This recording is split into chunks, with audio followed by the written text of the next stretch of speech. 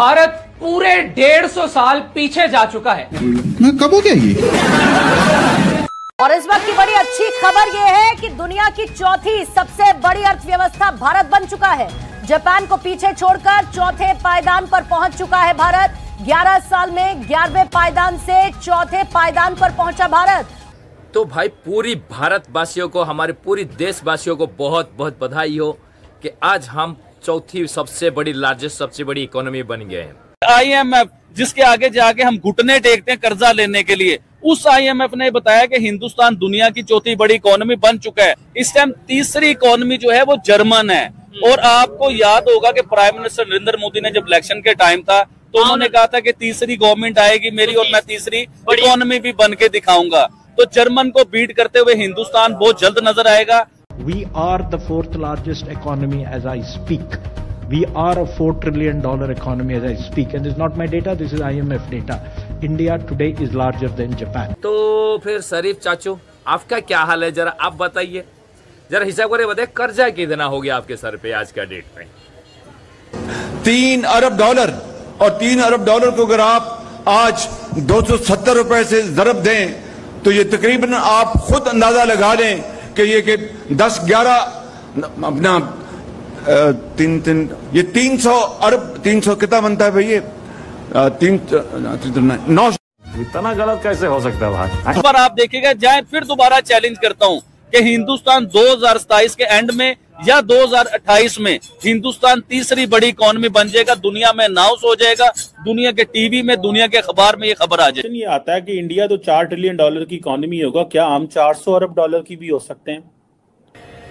हमारे पड़ोसी मुल्क के मीडिया का ये कहना है कि जंग लड़ते हुए भारत चौथी बड़ी इकोनॉमी बन गया और जंग लड़ते हुए हमने और एक बार IMF के पैर के नीचे थल्ले आ गए भाई। फिर से IMF का पैर पकड़ लिए हैं, कुछ पैसे दे दो कुछ अरब डॉलर के लिए। उनके पैर के गिनती मिलती तिल्लती ना जाने क्या क्या करना पड़ रहा है उनका, उर्दू में बोलते हैं भाई, मिन्नतें करना पड़ रहा है। ये हालत हो गई है पाकिस्तान और भारत की जंग के दौरान।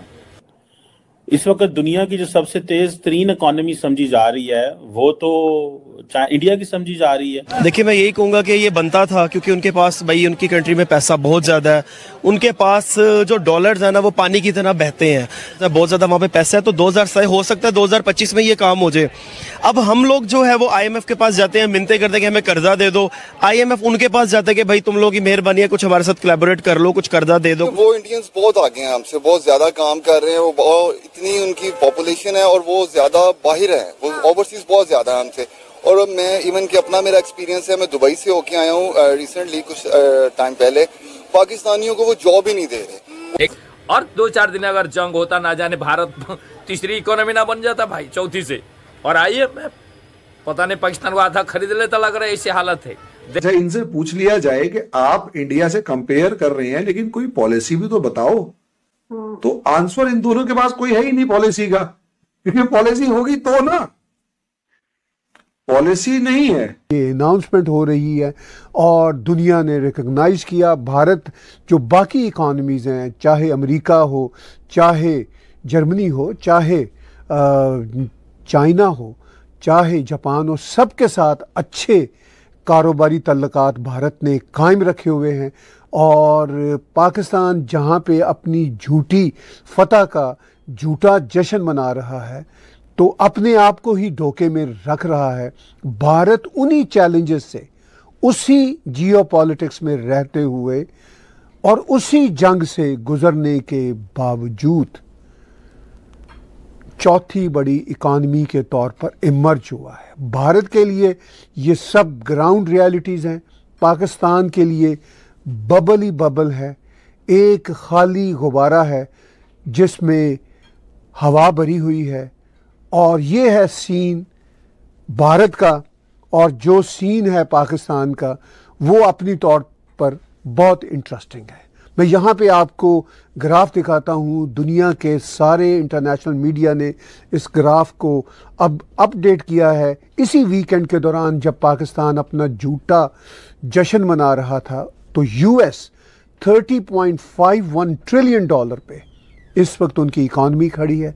चाइना की $19.23 ट्रिलियन पे उनकी इकॉनमी खड़ी है। जर्मनी 4.74 ट्रिलियन डॉलर पे उनकी इकॉनमी है। भारत की 4.19 ट्रिलियन पे इकॉनमी है। जापान की 4.18, ज़रा सी स्लिप करके जापान अब 5वें नंबर पे चला गया है। फिर यूके की 3.84 और फ्रांस की 3.21, इटली की 2.42।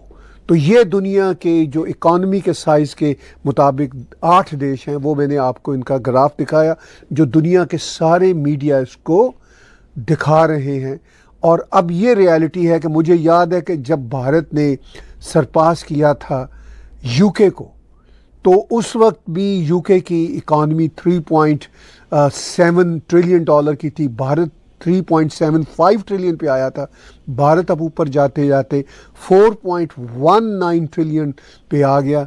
यूके ऑलमोस्ट वहीं का वहीं खड़ा है और भारत धीरे धीरे जापान को भी अब क्रॉस करके 4.19 ट्रिलियन डॉलर पे चौथे नंबर पे खड़ा है। और ये सब देश आपस में बहुत बढ़िया इकोनॉमिक रिलेशनशिप के साथ रह रहे हैं। ऐसा नहीं, ये बहुत अच्छी बात है और काफ़ी बड़ा अचीवमेंट है हमारे देशवासियों के लिए कि आज हम चौथी बड़ी इकोनॉमी बने हैं। बहुत बड़ी बात है, लेकिन बात यहीं पे रुकती नहीं है, ख़त्म नहीं होती है दोस्तों। यहाँ से तो कहानी की शुरुआत है, ये तो ट्रेलर था। अभी हमें जर्मनी को काट के तीसरी इकोनॉमी बनना है। हालांकि अभी हमने जापान को काट के पछाड़ते हुए चौथी बड़ी इकोनॉमी बने हैं।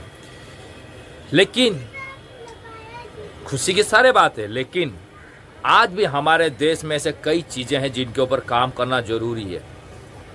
चौथी बड़ी इकोनॉमी भले हम बन गए, लेकिन आज भी अगर गरीबी रेखा के नीचे लोगों को देखा जाए तो बहुत से छोटे छोटे देश हमसे आगे हैं भाई। बहुत से छोटे छोटे देश हमसे आगे हैं। यहाँ तक कि हैप्पीएस्ट इंडेक्स में पाकिस्तान हमसे आगे है। और ये मैं नहीं कर रहा, ये सच है, ये सच है। अगर खुशियों की बात किया जाए, हैप्पीएस्ट इंडेक्स में पाकिस्तान के लोग भारतीय लोगों से ज़्यादा खुश है, ये पूरी वर्ल्ड कह रहा है। तो ये सारी चीज़ों के ऊपर हमारे देश को, हमारे पॉलिटिशियंस को काम करना है। और आज भी एक तबका है जो काफ़ी गरीबी में गुजर बसर कर रहा है हमारे देश में, जिनके वक्त करोड़ों लोग आज भी ऐसे हैं जिनके पास डेली के 200-500 रुपये भी नहीं कमा पाते भाई। मतलब महीने का अगर 20,000 रुपये हो रहा है, 20,000 रुपये कमाना सपने जैसा है उन लोगों के लिए। ऐसे बहुत से लोग हैं। तो उन लोगों को, जो पिछड़े हुए लोग हैं, उनके ऊपर सरकार को काम करना पड़ेगा, उनके लिए रोजगार मुहैया करना पड़ेगा। अगर उनके बच्चों के अंदर, किसी के अंदर कोई स्किल्स है, तो उसको डेवलपमेंट करने के लिए सरकार कोई बड़ा कदम उठाए, ताकि जो पीछे रह जा रहे जो लोग, उनको खींच के आगे लाया जाए। तब जाके सबका विकास होगा। तब तो मजा आएगा ना कि आम आदमी जो सबसे पिछड़ा